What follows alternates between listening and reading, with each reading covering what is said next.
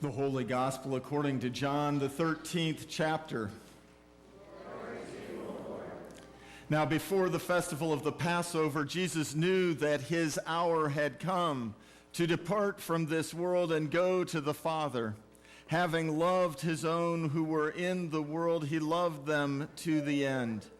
The devil had already put it into the heart of Judas, son of Simon Iscariot, to betray him. And during supper, Jesus, knowing that the Father had given all things into his hand and that he had come from God and was going to God, got up from the table, took off his outer robe, and tied a towel around himself. Then he poured water into a basin and began to wash the disciples' feet and to wipe them with the towel that was tied around him.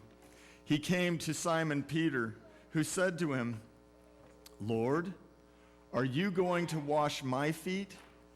Jesus answered, "You do not know now what I am doing, but later you will understand."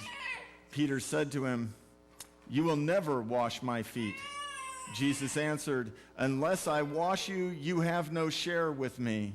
Simon Peter said to him, "Lord, not my feet only, but also my hands and my head." Jesus said to him, "One who has bathed does not need to wash except for the feet, but is entirely clean. And you are clean, though not all of you." For he knew who was to betray him. For this reason he said, "Not all of you are clean." After he had washed their feet, had put on his robe, and had returned to the table, he said to them, "Do you know what I have done to you? You call me teacher and Lord, and you are right, for that is what I am. So if I, your Lord and teacher, have washed your feet, you also ought to wash one another's feet. For I have set you an example that you also should do as I have done to you. Very truly I tell you, servants are not greater than their master, nor are messengers greater than the ones who sent them. If you know these things, you are blessed if you do them." When he had gone out, Jesus said, "Now the Son of Man has been glorified, and God has been glorified in him. If God has been glorified in him, God will also glorify him in himself and will glorify him at once. Little children, I am with you only a little longer. You will look for me. And as I said to the Jews, so now I say to you, where I am going, you cannot come. I give you a new commandment, that you love one another just as I have loved you. You also should love one another. By this, everyone will know that you are my disciples, if you have love for one another." The gospel of the Lord. Praise to you, O Christ. You may be seated.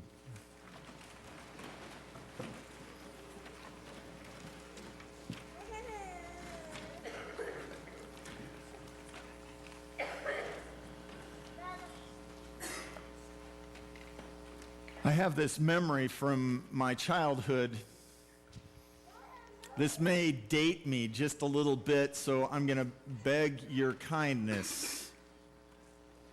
But I remember that in our kitchen, hanging on the wall was a telephone. You remember those with the long cord so you could sneak around the corner and still talk with a little privacy, whichever way you needed to go. I know some of you who are younger are like, what is this he is talking about? But we had one of those. But that's not what I'm going to talk about tonight. I want to talk about what was on the other side of that doorway on the counter. On the counter on the other side were these scraps of paper. And some of those scraps of paper were there so that when we received a phone call, we could make sure that we took good notes if whoever was being called for wasn't home. You see, as the son of a pastor, I was schooled pretty early in my life on how to take good telephone calls and make sure that I got good messages so that when Dad came home, he could figure out who had called and how to get back a hold of them. But it's not those pieces of paper I want to talk about. Next to those pieces of paper were another set of pieces of paper, and on those paper, there were these lists. One for Clemens and one for Bogart's. Those are the two grocery stores in the town I grew up in. You see, when the ads came out each week, my mom would sit down with those ads and she'd go through and figure out where the best deals were for that week, and she'd make out her grocery lists. She would build a plan for what she needed to buy and where so that she could get the best deal. And so on the counter there were those scraps of paper with those lists. Grocery lists. But those aren't what I want to talk about tonight.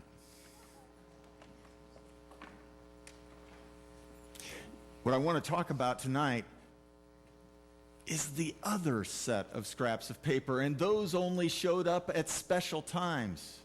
Those only showed up when there was going to be a big holiday and maybe an ingathering of family, when we were going to have company. And the usual planning would not suffice. And so on those scraps of paper would be the menus for each of those meals when we expected more people at the table, menus that lined out what we could expect to eat during that time, menus that guided the grocery shopping, right? Because she knew pretty well what was in the freezer. But she also knew that she had to plan to buy special for when there was something special going to happen. There are times when we have to get ready. We have to get ready for all kinds of things to happen in our lives. But there are special events that call us to do special things to get ready. Now, I'm going to submit to you tonight that there are a few things that come with that package. The first is that getting ready is first and foremost part of the fabric of the way we do things any other time in our lives. Getting ready is something that has continuity with the way we do things at other times. And so that set of scraps of paper was deeply connected with all the other scraps of paper that were on that counter. And some of you know that counter. You've seen that counter. It was part of your life growing up too.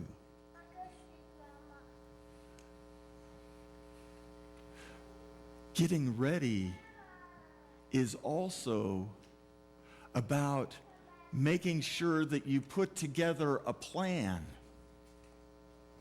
It's about figuring out what it is that you need to be ready to do and when you need to be ready to do it. I'm sorry, for those of you who put together those feasts on the holidays, the way you time it so that all the food comes together at the same time, I know that that is not by accident, and that takes skill and practice. So there's planning that is involved in it. But getting ready is also about laying in provisions, making sure you've got what you need for that time.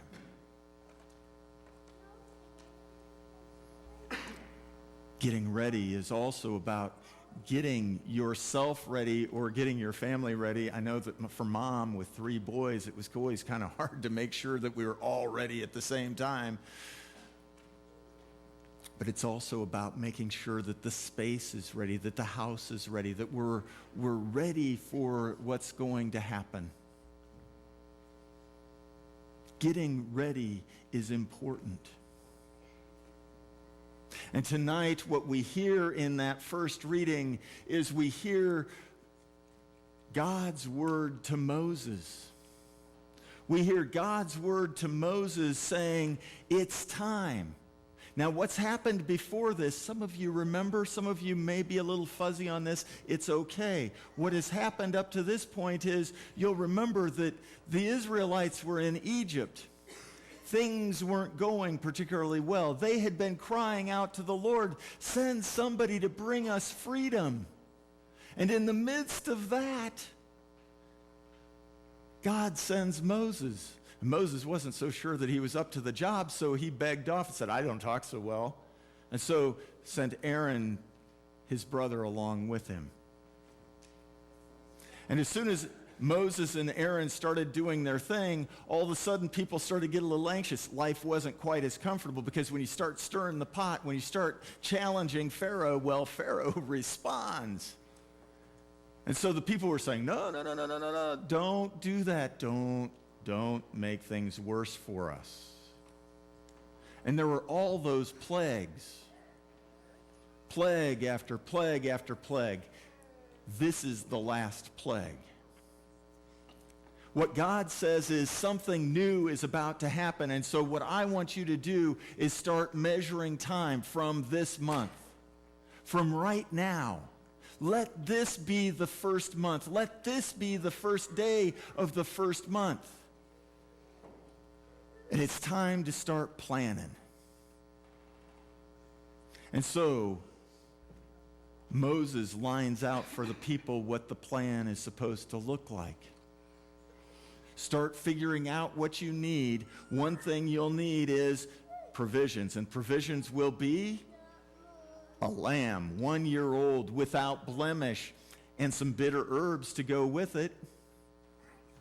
And you need to start getting yourselves ready and getting your space ready and make it all so that you are ready for that time. And so when the time comes, when that 14th day of the month comes along, here's how I want you to slaughter that lamb. Here's what I want you to do to make your space, your house ready, because this is the Passover of the Lord. I want you to take the blood from that lamb and mark the doorposts and the lintel so that the angel will know to pass over your house and not bring the plague on you.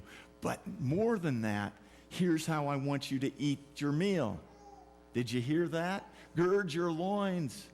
Wear your sandals. Have your staff in hand. Be ready to go at a drop of a hat. Be ready. Get ready. Be ready. The time has come. Because God is about to work your freedom. And so we hear the story of that first Passover. We hear this story of God enacting freedom for a whole people and making sure that God provides for them protection. But God also says, get ready. But that's not all for us tonight. Tonight, we gather as the community of God to begin our own journey. It's a journey that takes us from our own Passover meal, because what we heard in Paul's letter was his own recitation of the way in which Jesus sat with his disciples on that last night. He sat with them and he broke bread with them. It was, in fact, a Passover meal. And in the midst of that, he took the bread, he took the cup, he took those elements that were so normal and reinterpreted them. This bread is my body given for you. This cup is my blood shed for you. As often as you do this, you remember me. And so, communion, Holy Communion, is our Passover meal. It is the meal that sustains us and strengthens us for our own journey. And tonight we gather. We gather to begin this journey that carries us through to tomorrow when we remember that dark, dark time when Jesus is crucified and dies on the cross. We gather to remember together in this journey the ways in which God's love is so big that God continues to carry us and sustain us. We dare to enter into that darkness, trusting that God has the power to make all things new. And in fact, on Sunday morning, we come back as part of this journey and we celebrate at the top of our lungs. We sing praise to God because we know how this story ends. We better get ready. We have a whole bunch of people who've been getting ready for this journey. We have people who've been preparing this space to make sure that it is clean. We have people who've been making lists and making sure that we have a plan. We have people who've been doing the laundry so that we all look good. But we also have a group of fifth graders who've been getting ready to come and gather around this table with the family of God and receive this meal with us, nourished for their journey, sustained by God's grace, filled with a sense of awe and wonder. And we, as the community of God, are called to welcome them and pray for them and lift them up and to love them. And in the midst of all of this, God continues to transform us. Because we know that we come to this meal, we come to hear God's word, not so that we can stay the same, but rather so that we can be transformed by our encounter with God, so that we can be strengthened and upheld, so that we can be sent out into the world to proclaim the good news that we have received in Jesus Christ. Because all of this getting ready, all of this journeying is for the purpose of going out into the world and sharing with a world that struggles to trust, struggles to believe, struggles to see beyond the darkness and the brokenness and all of that. We as the people of God are called to go out and share this good news and show them that God has another way. All of this for you.